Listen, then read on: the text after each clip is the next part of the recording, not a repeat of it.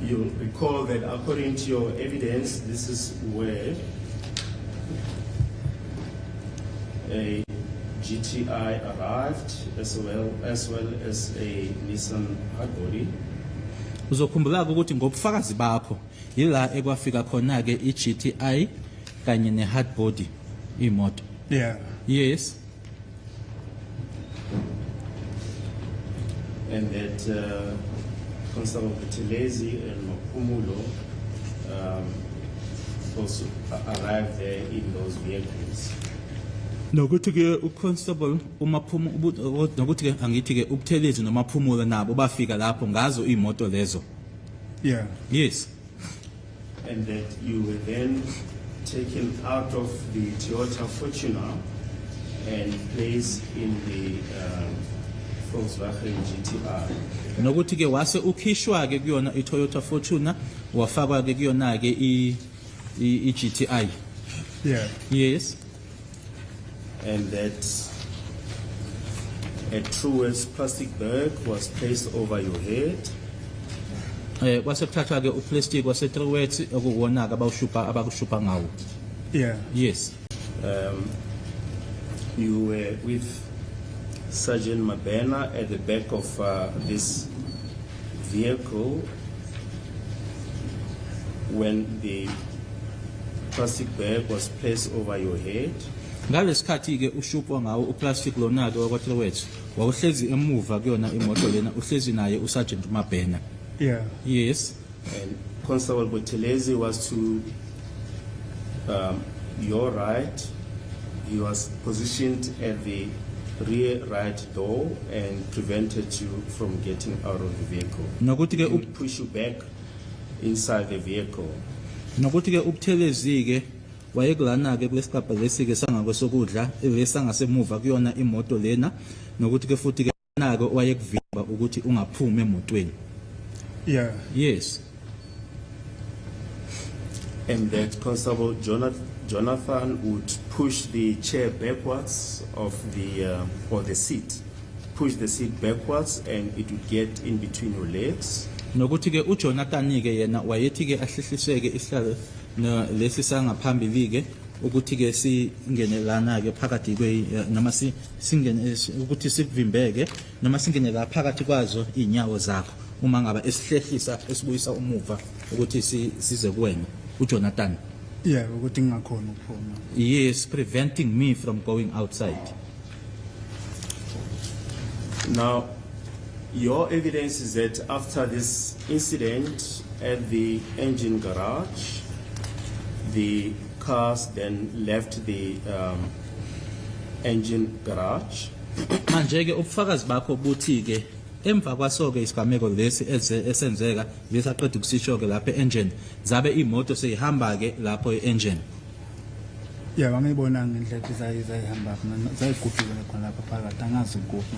Yes, but I don't know where exactly were the cars traveling. I just saw them moving there, but I don't know where exactly. But before that, you were taken from the Volkswagen GTI and placed back in the Toyota Fortuner. Kodwa ke phambi kwalokho khipha ke kuyona iGTI base bekubuyisela kuyona iFortuner. Yeah, sebeqedile kuba bekwenza. Yes, once they were done with what they were doing. Now, your counsel asked you during your evidence in chief on the 10th of February 2026 at page 29, line 1, your counsel asked you as follows: Mr. Ramsepile, did you have any physical injuries? This is now after the alleged assault at the engine garage.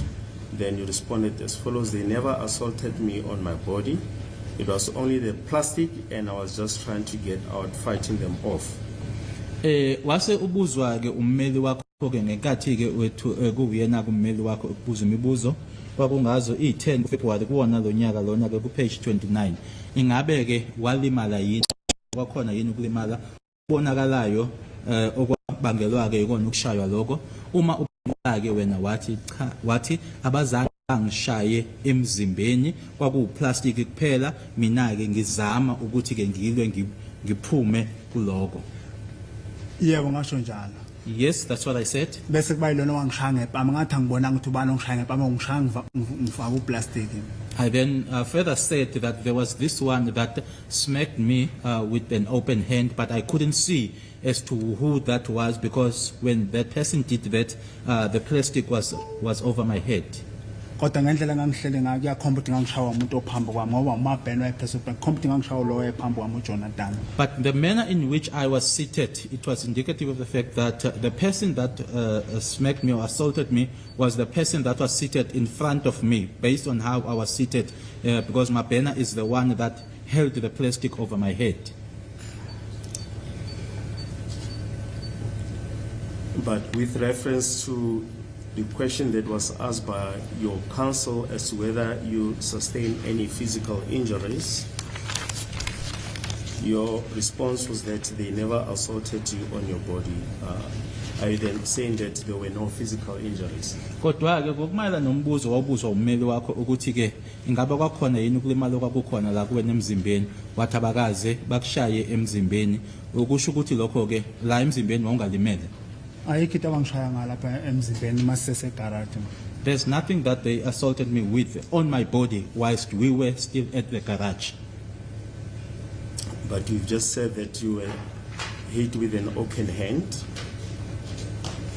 Kodwa ke uqeda ukusho manje ukuthi washaywa ngempama. Masithi emzimbeni esikhuluma la ubuso lobo umzimba nobuso indawo ehlukene lezo. When we refer to the body, this is what we are referring to, the witness pointing to the body itself. Here, this is the face, so these are two different parts. On the face where you slept, were there any injuries? Ebusweni la owashaywa khona ngempama kwakhona ukulimala. Ukulimala kwami Nkosi enkantolo ukuthi ngizwe ubuhlungu phela ngiyabuza ubuhlungu umuntu mayengifaka uplastic ekhanda ngoba umoya nguthola. An injury or being injured to me, my Lord, is like me feeling the pain. Because when someone puts a plastic over me, my Lord, I'm unable to breathe. So that is a pain to me. Or that is feeling a pain. But the fact of the matter is that there were no physical injuries anywhere on your body and the face. Kodwa ke emzimbeni nasebusweni akukho la khona kwakubonakala khona ukuthi la ulimelo nokulimala onako noma la akukho ebusweni nasemzimbeni. Ngangizobona ubani osikhathi semnyama ngoba kumnyama. Who would have been able to see me because it was dark?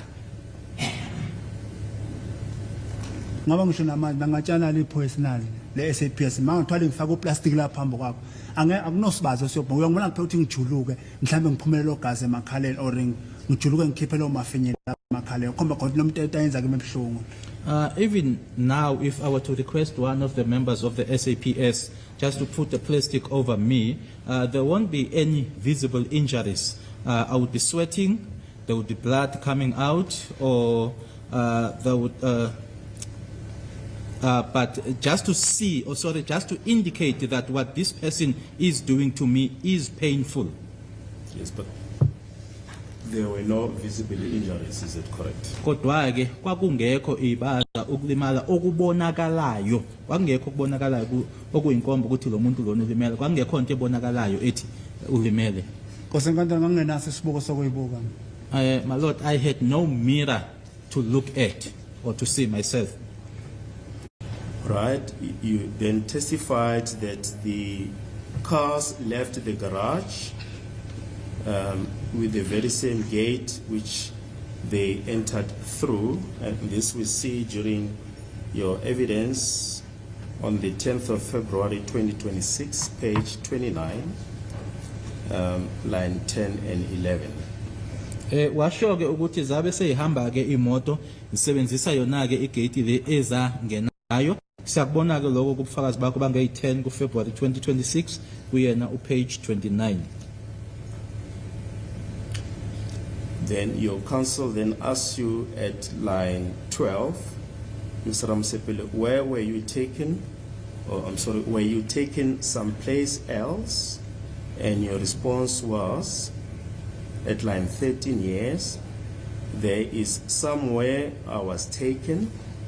I just saw some stairs and also saw these trucks that are carrying or that are fetching the dustbins. Basebuza ke ummeli wakho ukuthi kukhona yini la owahanjiswa khona, waphendula ke wathi yebo khona ke indawo engasiwa kuyona la engabona khona ke idebhisi kanye futhi ke nama truck lana ke ahambisa ke udoti. Yeah. Yes. Then on page 30 of your evidence of 10 February 2026, when your counsel asked you regarding the road that you entered through, whether it was a gravel or tarred road, he said it is a tar road, and then as the car just goes in there, then there's a gravel road. Wasubuzwa ke uyena ummeli wakho ukuthi umgwaqo ke nawusebenzisa noma indlela enayisebenzisa kungena lapho kwakuwutiyela noma kwakungasiwona ke utiyela yini, waphendula ke wena wathi uma ungena ngayo leyo ndlela leyo ke kwakuwutiyela kodwa uma uqhubeka ke wase uyagcina ke utiyela kusuwona utiyela uma uya phambili. Umgwaqo lo wetiyela angwazi ukuthi yakuphi masijika singena ngaphakathi kuma dustbin kukhonkiwe mawusangena ngasegate mawusungaphakathi gravel legcwele. The tarred road, I don't know where it leads to, but as you go in through through where the dustbins are, Malota, konkiwe kufakweni ama imoto mayisehluka isangena but ngathi sasamende concrete but ngoba kune gate la. Yeah, mawungena uqhubeka la gravel la ngaphakathi. Okay. And then where the dustbins are, it's sort of like a concrete there, Malot. But then as you go in and you turn around, and then that's the gravel road. Then you testified further on page 30 of the proceedings of 10 February 2026, line 5, that just where the stairs were, that is where the Fortuner stopped, and then the others behind it. Waqhubeka ke ngobufakazi wakho wathi nje la idebhisi zazikhona ke yila iFortuna eyafika yema khona ke kanye nezinye imoto futhi. Yeah. Yes.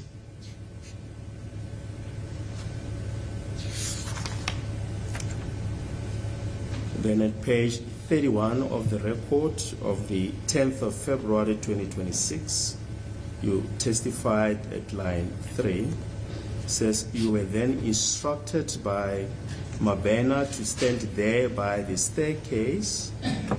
You can see that it's just stairs where someone would go in and the other would be able to come out. He then removed the handcuffs and then tied me to a sort of an iron that was on this side, and again the other side, and tied it against an iron steel.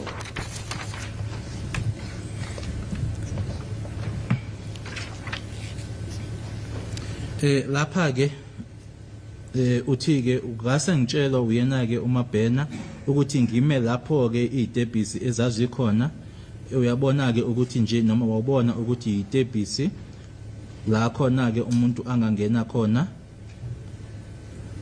omunye noma omunye futhi ke naye akwazi ke ukuthi aphume, wase ekhipha ke ozankosi wase engibopha ke kwinsimbi eyayi kolunye uhlangothi nesinye futhi ke isandla kolunye uhlangothi. Yeah.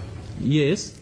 Then you continued on page 32, still on the 10th of February 2026, line 3, you say when Mabena had finished tightening you, there is now each hand on the one side of the steel. That is when the plastic was put over you. That is when water was poured over you. And there was also this particular object or thing that is being used for torturing. You see, that was when they were torturing you with that device.